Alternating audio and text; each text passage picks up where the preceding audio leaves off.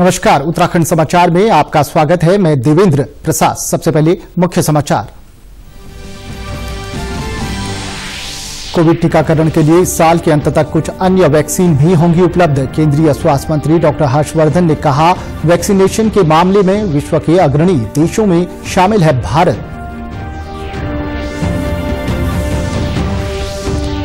Covid संक्रमण के लिहाज से संवेदनशील क्षेत्रों से उत्तराखंड आने वाले लोगों को लानी पड़ सकती है कोविड नेगेटिव रिपोर्ट। मुख्यमंत्री तीरथ सिंह रावत ने कहा, जल्द करेंगे ऐसी व्यवस्था।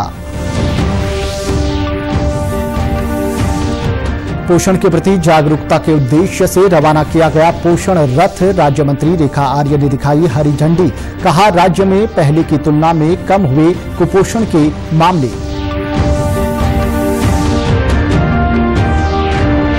और हरिद्वार कुंभ में भीड़ के प्रबंधन और सुरक्षा के लिए किया जाएगा आर्टिफिशियल का इस्तेमाल।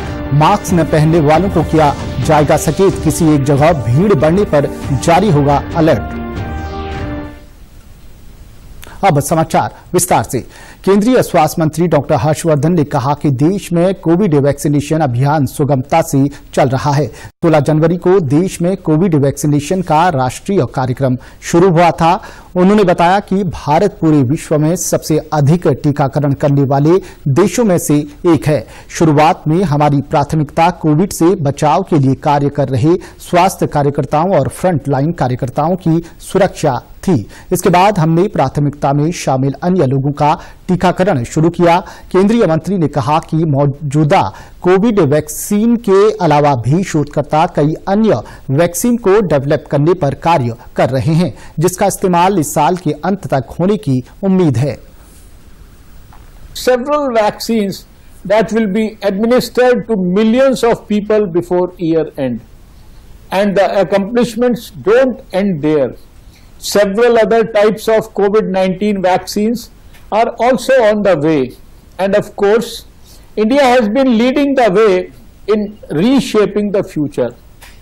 We followed the test. Doctor Harshvardhan ने कहा, हमने पूरे वैक्सीनेशन अभियान को सिटीजन फ्रेंडली बनाया है ताकि वैक्सीनेशन में किसी को कोई दिक्कत न आए।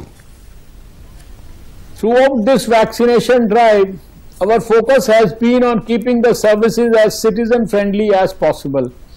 Since 1st March 2021, private health facilities have been permitted to function as COVID-19 vaccination centers while being allowed to charge a maximum amount of 250 rupees for the same.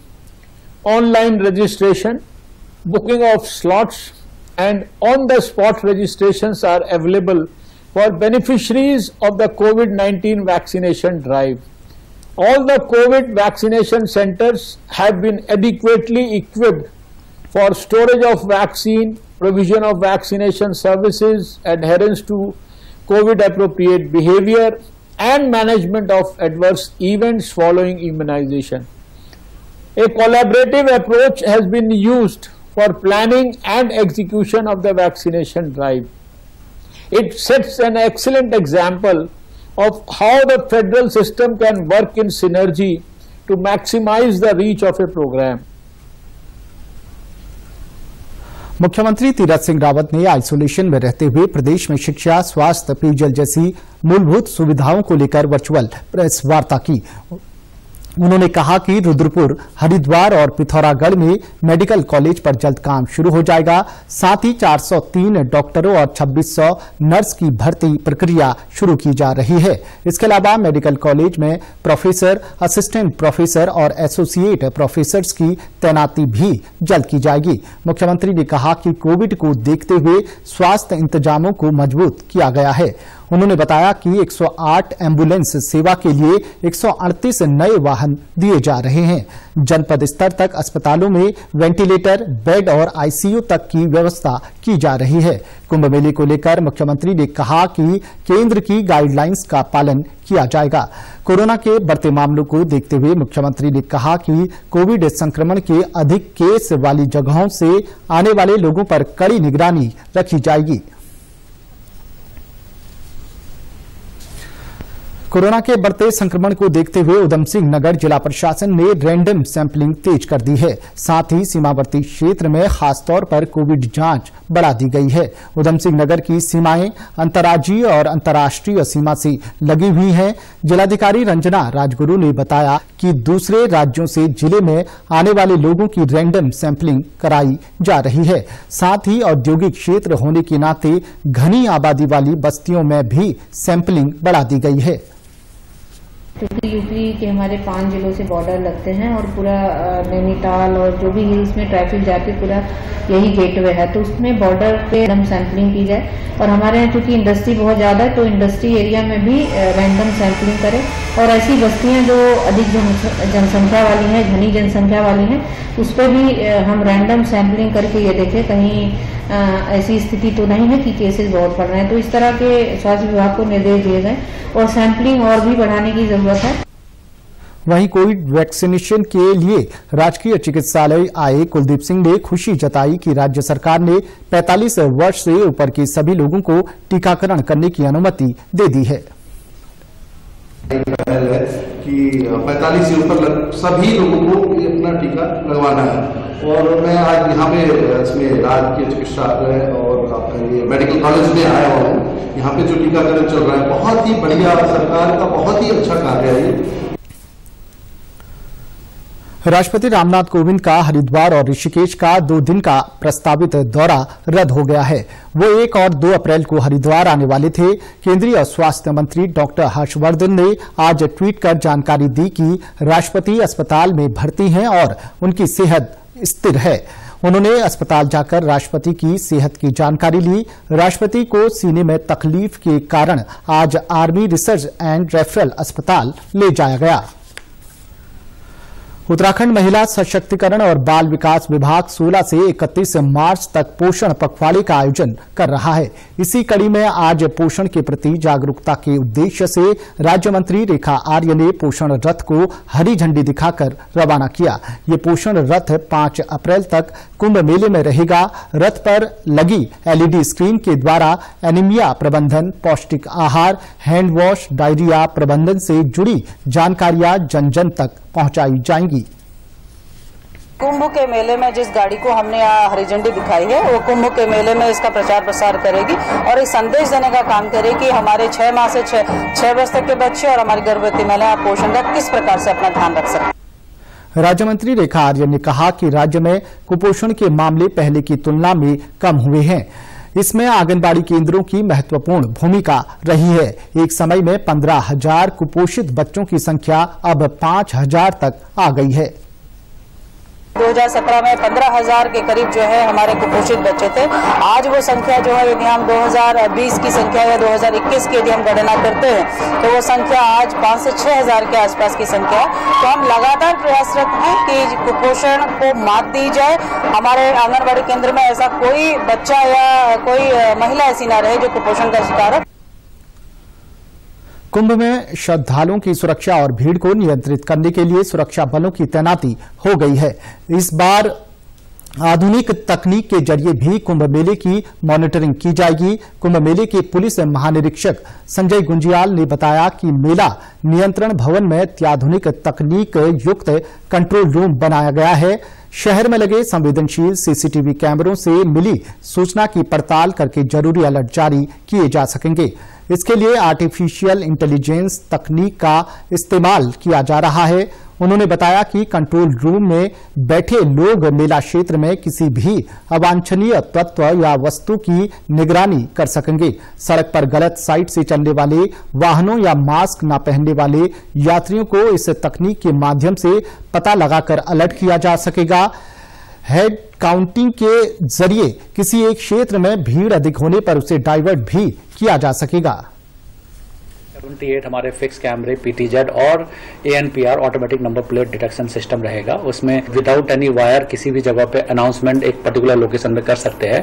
साथ में इसमें एनालिटिक्स भी है, जैसे आप आर्टिफिशियल इंटेलिजेंस के रूप में कई ऐसे फीचर्स है जिसमें कि कोविड के लिहाज से जैसे अगर विदाउट मास्क है तो अलर्ट जनरेट कर सकता है, या अगर रॉन्ग साइड में है या अनअटेंडेड सामान पड़ा हुआ है, इस तरह के कई, या इवन हेड काउंटिंग का है एक पर्टिकुलर एरिया में जो कि हमारा क्राउड मैनेजमेंट के लिहाज से, अगर स्टैम्पेड के लिहाज से वल्नरेबल है, तो वहां पर अगर एक पर्टिकुलर सीमा से ज्यादा अगर पब्लिक आ जाए तो उसमें भी अलर्ट जनरेट करने की इसमें सुविधाएं दे रखी है। केदारनाथ की तर्ज पर बद्रीनाथ धाम को भी मास्टर प्लान के तहत विकसित करने की प्रक्रिया शुरू हो गई है। मास्टर प्लान के तहत बद्रीनाथ धाम को आदर्श आध्यात्मिक पहाड़ी नगर के रूप में विकसित किया जाएगा। जिलाधिकारी स्वाति भदौरिया ने निर्माण कार्यों को लेकर जिला स्तरीय अधिकारियों और संबंधित कंपनियों से प्रभावित होने वाली परिसंपत्तियों और विस्थापन को लेकर चर्चा की। इसके साथ ही निर्माण कार्य से जुड़ी कंपनी को नगर पंचायत, जल संस्थान, जल निगम, विद्युत, सिंचाई, बीएसएनएल, नमामि गंगे समेत विभिन्न विभागों के साथ तालमेल बनाकर कार्य योजना तैयार करने के निर्देश दिए। और इसके संबंध में जो कंसल्टेंट्स हैं उनकी भी हमारे साथ मीटिंग हुई और सभी विभागों के साथ भी हमने अलग अलग भी उनकी मीटिंग कराई, जिससे कहाँ पे जल संस्थान की पाइपलाइंस हैं, कहाँ पे विद्युत की पाइपलाइंस हैं, कहाँ कौन सी जमीन हमारे पास अवेलेबल है जहाँ पे हम यूटिलिटीज को शिफ्ट कर सकते हैं, और इस तरीके से और क्या वर्तमान व्यवस्था पीडब्ल्यूडी की रोड कहाँ पे शिफ्ट हो सकती है, इस चीजों पे चर्चा भी की गई। और अभी 2 दिन पहले वो जो कंसल्टेंट्स और हमारे विभागीय अधिकारी उन लोगों ने बद्रीनाथ का विजिट भी किया, जिससे इस प्लान को धरातल पर भी उतारा जा सके। बद्रीनाथ धाम के कायाकल्प के लिए लगभग 424 करोड़ रुपए का मास्टर प्लान तैयार किया गया है। इसके लिए सीएसआर के तहत अब तक 200 करोड़ रुपए मिल चुके हैं। मास्टर प्लान के तहत मंदिर से 200 मीटर की दूरी तक के सभी सरकारी और गैर सरकारी प्रतिष्ठानों को हटाया जाएगा। निर्माण कार्य के पहले चरण में शेषनेत्र और बद्रीश झील का सौंदर्यीकरण होना है। दूसरे चरण में मुख्य मंदिर और उसके आसपास के क्षेत्र का सौंदर्यीकरण होना है। अंतिम चरण में मंदिर से शेषनेत्र झील को जोड़ने वाले पथ का निर्माण कार्य प्रस्तावित है। नैनीताल में काकड़ी घाट के पास रोडवेज की बस ब्रेक फेल होने से दुर्घटनाग्रस्त हो गई। हालांकि बस ड्राइवर की सूझबूझ से बड़ा हादसा टल गया। गुरुवार शाम बागेश्वर से दिल्ली जा रही भवाली डिपो की बस का ब्रेक फेल हो गया। बस में ड्राइवर और परिचालक समेत 8 लोग सवार थे। ड्राइवर ने बस को पहाड़ी से टकरा दिया, जिससे बस पलट गई। हादसे में घायल लोगों को ग्रामीणों की मदद से गर्म पानी के सामुदायिक स्वास्थ्य केंद्र पहुंचाया गया। 7 लोगों को प्राथमिक उपचार के बाद छुट्टी दे दी गई, जबकि एक व्यक्ति को हायर सेंटर रेफर कर दिया गया। बस ड्राइवर ओम प्रकाश ने बताया, ब्रेक फेल होने की वजह से ये दुर्घटना हुई है। गाड़ी जो ही स्टार्ट किया मैंने, उसके बाद उसको प्रेशर डाउन हो गया था, शायद मैंने उसको भारी गियर में डालने की कोशिश, गाड़ी ने मौका नहीं दिया और आगे चल पड़ी। उसके बाद गाड़ी ने थोड़ा मौसम हल गया, आगे जाने का मौका नहीं दिया, गाड़ी के ऊपर चढ़ जाती किसी। उसके बाद मैंने सीधे दीवार पर ठोका उसको। दीवार पर ठोकने के बाद रेता की ढेर में चढ़ाई थी गाड़ी रुकने के लिए, नहीं रुकी तो दीवार में मारी, उसके बाद पलट गई गाड़ी। और तो बचाव तो हो गया भगवान की कृपा से। नैनीताल के एसपी ट्रैफिक देवेंद्र पिंचा ने बताया कि हादसे में लोगों को मामूली चोट आई है, उन्हें समय पर अस्पताल पहुंचा दिया गया था। ये कह सकते हैं कि उसमें काफी कम लोगों को चोट है, 2-3 लोगों को हल्की चोटें हैं, जिसको पुलिस ने तत्काल वहां पर पहुंच के उनकी हेल्प की और फिर बस को सीधे करा दिया गया और बाकी फिर ट्रैफिक स्मूथ हो गया था। उत्तराखंड के समाचारों में बस इतना ही। चलते चलते मुख्य समाचार एक बार फिर। कोविड टीकाकरण के लिए साल के अंत तक कुछ अन्य वैक्सीन भी होंगी उपलब्ध। केंद्रीय स्वास्थ्य मंत्री डॉक्टर हर्षवर्धन ने कहा, वैक्सीनेशन के मामले में विश्व के अग्रणी देशों में शामिल है भारत।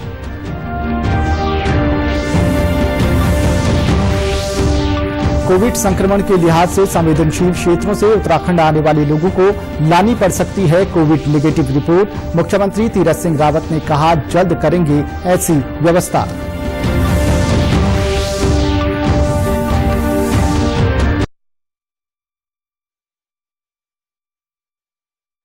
दिखाई हरी झंडी, कहा राज्य में पहले की तुलना में कम हुए कुपोषण के मामले।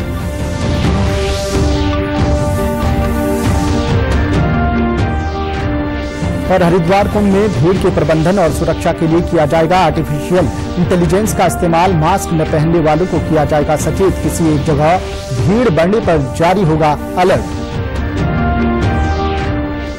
उत्तराखंड की खबरों के लिए आप हमसे सोशल मीडिया के माध्यम से भी जुड़ सकते हैं।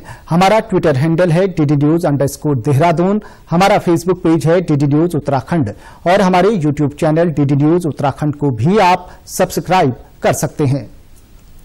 कोरोना संक्रमण से बचने के लिए मास्क का अनिवार्य रूप से और सही ढंग से प्रयोग करें। साथ ही सामाजिक दूरी का ख्याल रखें। नियमित रूप से हाथ धोएं और याद रखें, कोरोना को हराना है, मास्क जरूर लगाना है। नमस्कार।